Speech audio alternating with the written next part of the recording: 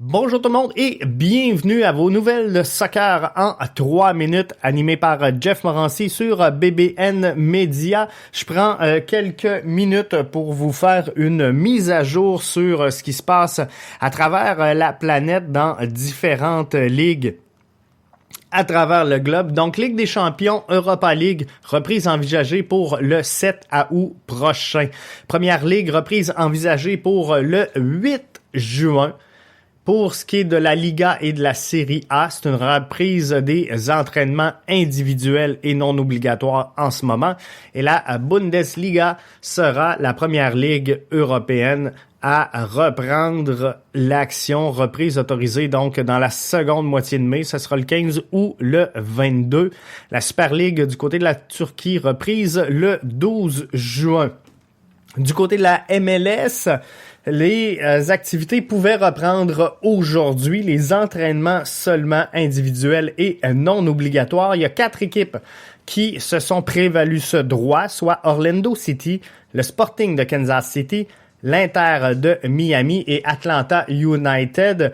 La MLS a déclaré vouloir attendre un peu et reporter donc la reprise de ces entraînements. On sait que suite à la pandémie de la COVID, on va mettre en place beaucoup de mesures pour protéger la sécurité des joueurs et des organisations. Donc, il y a plein de choses qui seront mises en place en lien directement avec le retour et la reprise des activités. KPMG signalait aujourd'hui qu'il pourrait y avoir des pertes de valeur autant chez les clubs que chez les différents joueurs.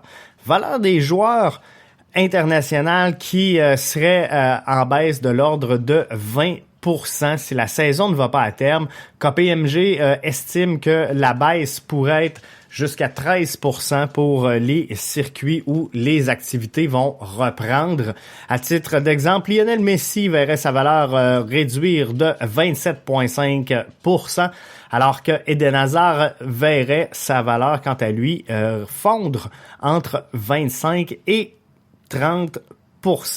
Je vous rappelle que l'Impact a décidé de retarder la reprise de ses activités. Comme je disais tantôt, il y a que 4 formations de la MLS qui ont décidé de reprendre les activités. Et dans le clan de l'Impact, on va y aller lentement, mais sûrement. Et en terminant, je vous invite à pas manquer demain la podcast BBN sur bbnmedia.com.